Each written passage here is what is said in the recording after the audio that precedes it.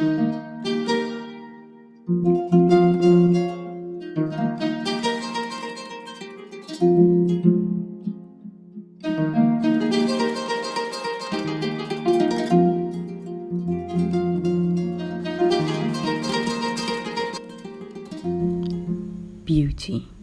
As women, it's how we define ourselves.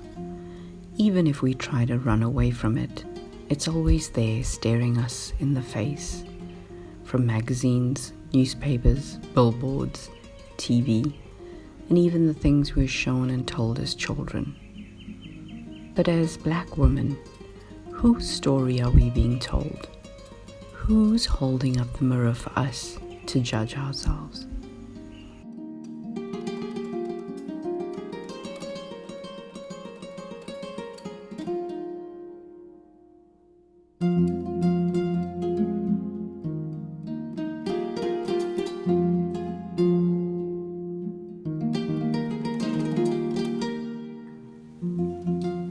So, my nose for me is big, huge sometimes actually.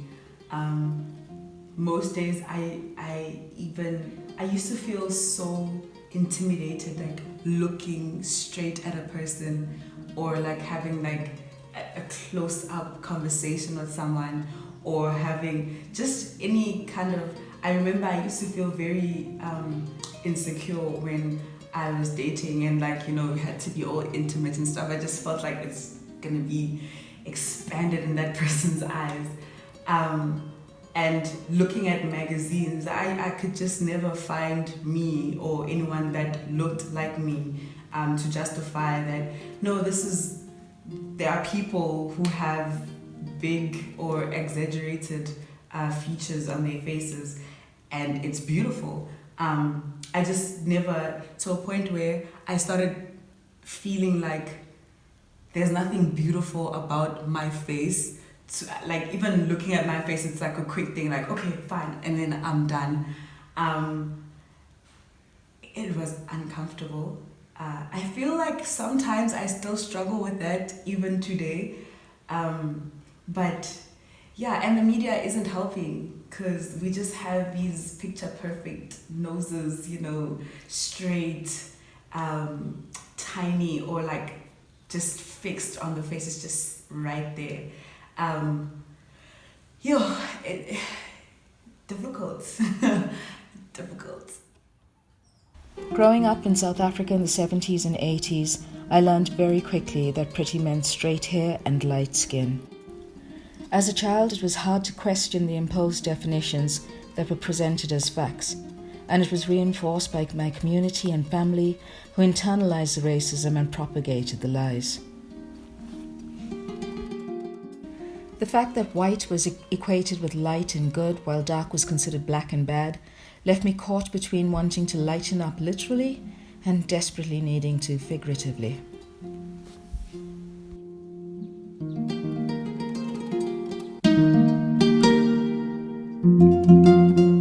When I was much younger, like people always commented, just saying in my community, my friends and family, always talked about how lucky I was to be fair-skinned and how my skin tone was so beautiful, and yet my friends and cousins were a lot prettier than me, but they obviously felt that my skin tone was better.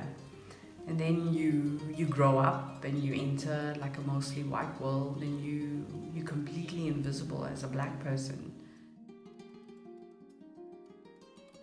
We're forced into being the strong black woman that is always the wrong black woman, the Sapphire, the Jezebel, and the Mammy. But at the same time, there was this other conversation going on in my head that like Indian people are so tiny or Indian kids are so skinny, and I hated my skinny legs.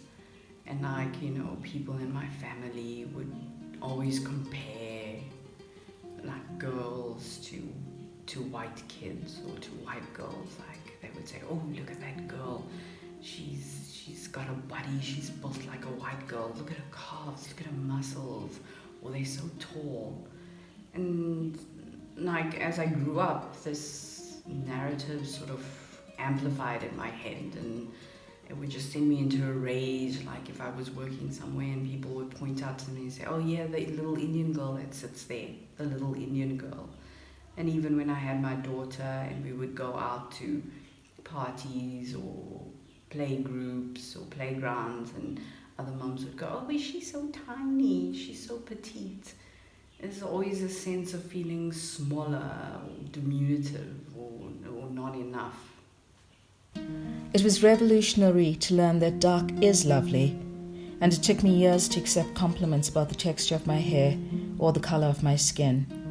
It's still what I get most compliments about now, but my need for external validation is much more selective.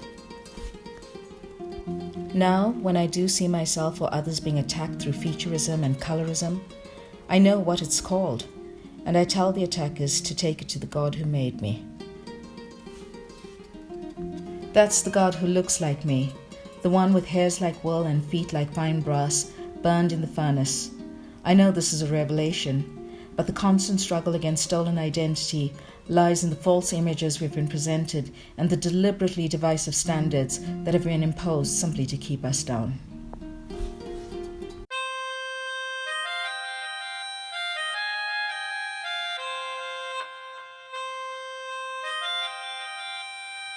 As it was in the beginning, so shall it be in the end.